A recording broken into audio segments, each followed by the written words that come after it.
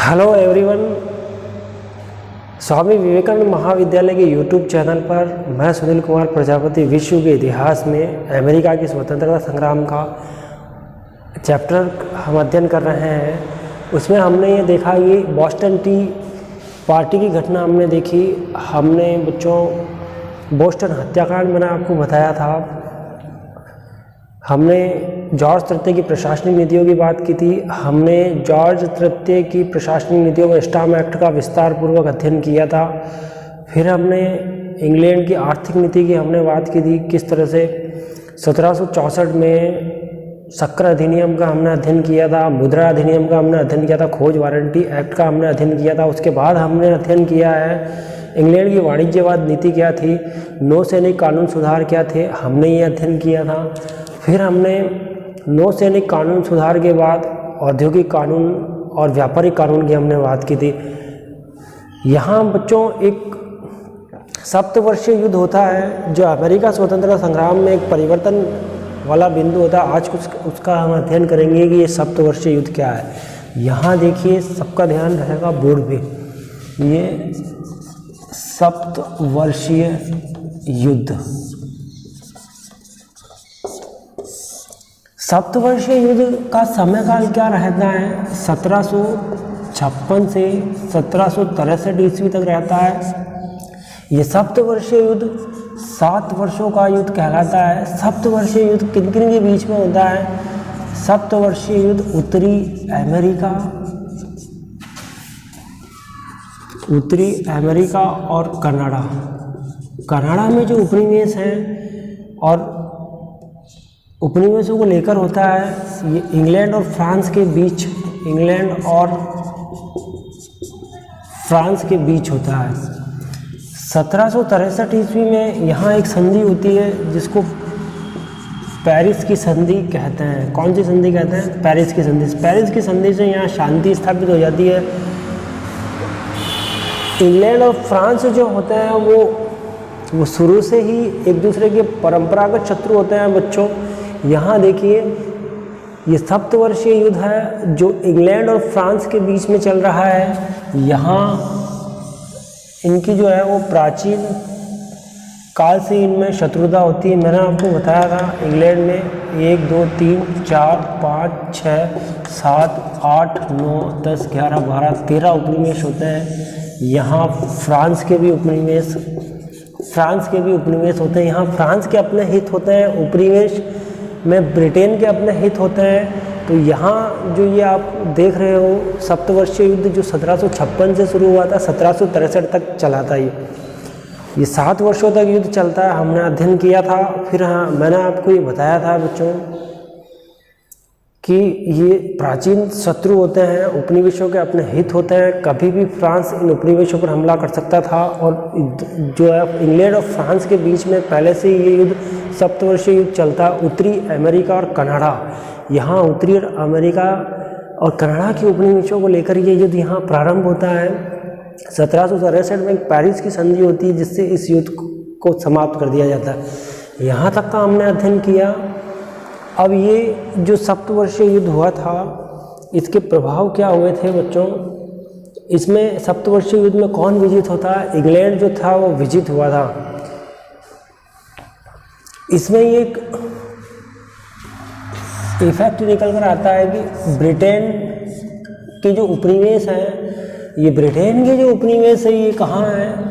America में 13 उपनिवेश हैं और उपनिवेशों में प्रत्येक उपनिवेश में एक ब्रिटिश गवर्नर होता है और इनकी एक प्रतिनिधि सभा होती है। प्रतिनिधि सभा को क्या होता है? कानून बनाने का अधिकार होता है प्रतिनिधि सभा, और उस कानून का पालन कौन करेगा? British governor. और यहाँ उपनिवेश की जनता उस कानून का पालन करती थी।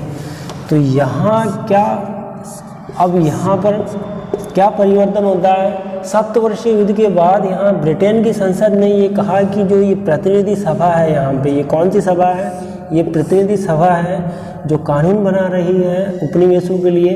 अब इस प्रतिनिधि सभा को कानून बनाने का कोई अधिकार नहीं रहेगा।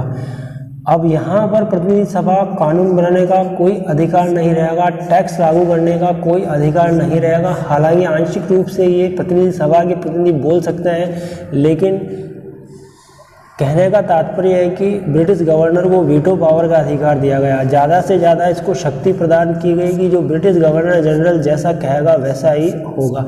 यहाँ आपने देखा कि जो हमारे सामने जो एक निकल के आया इसका प्रभाव सप्तवर्षीय युद्ध का, कि जो ब्रिटिश गवर्नर है उनकी शक्तियों को ज़्यादा से ज़्यादा बढ़ाया गया, वीटो पावर दिया गया। प्रतिनिधि सभा के प्रतिनिधियों से जो पहले इनको अधिकार थे वो अधिकार इनसे छीन लिए गए थे। इनको कानून बनाने का अधिकार जो था वो छीन लिया गया था कि अब वीटो पावर रहेगा ब्रिटिश गवर्नर के पास में। ब्रिटिश गवर्नर जैसा कहेगा वैसा ही इस प्रतिनिधि सभा के सदस्यों को मानना होगा। यहाँ तक का हमने अध्ययन किया बच्चों। यहाँ मैंने आपको बताया ये सप्तवर्षीय युद्ध है, ये 1756 से 1763 ईस्वी तक होता है। यह 7 वर्षों तक चलता है। फिर मैंने आपको बताया ये उत्तरी कनाडा और ये उत्तरी अमेरिका के उपनिवेशों को लेकर होता है। फिर मैंने आपको ये बताया कि इंग्लैंड और फ्रांस के बीच में होता है। फिर मैंने आपको बताया कि 1763 में पेरिस की संधि के आधार पर ये युद्ध यहीं पर समाप्त हो जाता है। यहाँ हमने 1 2 3 4 5 यहाँ 13 उपनिवेश हैं। यहाँ उत्तरी अमेरिका में 4 उपनिवेश हैं। यहाँ मध्य अमेरिका में 5 उपनिवेश हैं और यहाँ दक्षिणी अमेरिका में 4 उपनिवेश हैं। यहाँ फ्रांस के उपनिवेश हैं। फ्रांस के हित और ये अमेरिका के जो उपनिवेश हैं उनके हित आपस में टकराते थे। ये एक दूसरे के शत्रु थे, इंग्लैंड और फ्रांस। हालांकि सप्तवर्षीय युद्ध में कौन जीत गया था? इंग्लैंड जो था वो विजित हुआ था, फ्रांस हार गया था। यहाँ तक का हमने अध्ययन किया। फिर मैंने आपको बताया था इसका प्रभाव क्या होता है। ब्रिटिश गवर्नर है और प्रतिनिधि सभा है। प्रतिनिधि सभा में कानून बनाने का अधिकार अब प्रतिनिधि सभा को नहीं रहेगा। अब ब्रिटिश गवर्नर को ज़्यादा से ज़्यादा वीटो पावर दिया गया। यहाँ तक हमने अध्ययन किया। इसका एक प्रभाव और भी रहता है। सप्तवर्षीय युद्ध के बाद में एक घटना होती है बच्चों। सप्तवर्षीय युद्ध के प्रभाव में एक प्रभाव और भी है। प्रभाव बहुत सारे प्रभाव हुए थे। देखा जाए तो सप्तवर्षीय युद्धों का जो खर्चा आया था वो 30,000 पाउंड आया था। ब्रिटेन की संसद ने ये कहा कि उपनिवेशों की सुरक्षा के लिए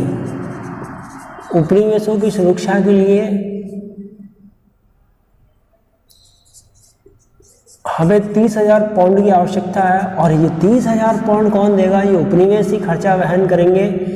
लेकिन उपनिवेशों के लिए 30,000 पाउंड ना,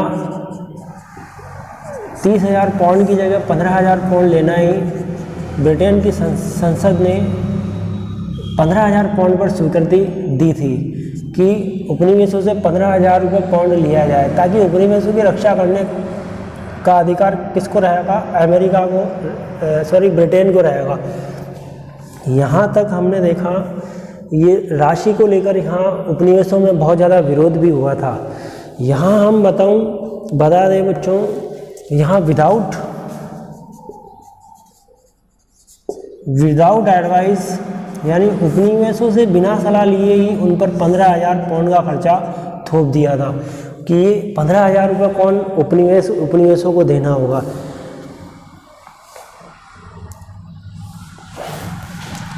यहाँ और प्रभाव में अगर देखा जाए तो एक टैक्स होता था चुंगी टैक्स। ये चुंगी टैक्स में सुधार किया गया। और यदि देखा जाए तो सीमा विस्तार, जो साम्राज्य की सीमा है, साम्राज्य का विस्तार जो है, बॉर्डर है, उसको भी नियंत्रित किया गया। यहाँ हमने सप्तवर्षीय युद्ध के प्रभावों की बात की है बच्चों। 30,000 पाउंड खर्चा थोपा गया था उपनिवेशों पे। और यहाँ उपनिवेशों में संसद में कि 15,000 तो खर्चा उपनिवेशों को देना ही होगा। यहाँ हमने ये देखा विदाउट एडवाइस, किसी भी प्रकार की कोई सलाह नहीं ली थी, बिना सलाह ही देना होगा। चुंगी टैक्स है, सीमा विस्तार जैसे मामले हैं। यहाँ तक हमने अध्ययन किया। ये सप्तवर्षीय युद्ध है। 1756 से 1763 ईस्वी में हमने अध्ययन किया। 7 वर्षों तक ये चला था। उत्तरी अमेरिका और कनाडा के उपनिवेशों को लेकर हुआ था। इंग्लैंड और फ्रांस के बीच में होता है। 1763 में पेरिस की संधि होती है। 30,000 करोड़ ब्रिटिश संसद में मामला रखा जाता है, 15,000 की स्वीकृति होती है, विदाउट एडवाइस चुंगी टैक्स में सुधार किया जाता है, फिर सीमा विस्तार में सुधार किया जाता है। यहाँ तक के हमने अध्ययन किया है बच्चों। अब हम अगर देखा जाए तो अमेरिका में राष्ट्रीय नेताओं का क्या प्रभाव रहता है। अमेरिका में राष्ट्रीय नेताओं का क्या प्रभाव रहेगा। तो राष्ट्रीय नेताओं में देखा जाए तो पहले नंबर पे आता है यहाँ थॉमस पैन है। सेकंड नंबर पे सैमुअल एडम्स है। फिर जॉन ऑटिस नाम आता है। जॉन ऑटिस के बाद में यहाँ जॉर्ज वॉशिंगटन नाम आता है। यहाँ थॉमस पैन है, सैमुअल एडम्स है, जॉन ऑटिस है और जॉर्ज वॉशिंगटन है। कितना है यहाँ पे? 1 2 3 4 है यहाँ पे। इन राष्ट्रीय नेताओं से ही अमेरिका के अंदर स्वतंत्रता संग्राम में इनको सफलता प्राप्त हुई थी। यहाँ मैंने कितने 1 2 3 4 की बात की है। हमने अध्ययन किया था सप्तवर्षीय युद्ध का। सप्तवर्षीय युद्ध के प्रभाव हमने देखे थे। अमेरिका के राष्ट्रीय नेताओं का एक्सप्लेन हम नेक्स्ट वीडियो में करेंगे। थॉमस पैन पहले नंबर के, सैमुअल एडम्स दूसरे नंबर के, जॉन ऑटिस तीसरे नंबर के और जॉर्ज वॉशिंगटन 4 नंबर पे। ये 4 विद्वान हैं। ये क्या कहते हैं इसका अध्ययन हम नेक्स्ट क्लास में करेंगे। आज के लिए इतना ही काफ़ी बच्चों। फिर हम नेक्स्ट वीडियो में आपसे रूबरू होते हैं। सभी बच्चों को ओके, थैंक यू।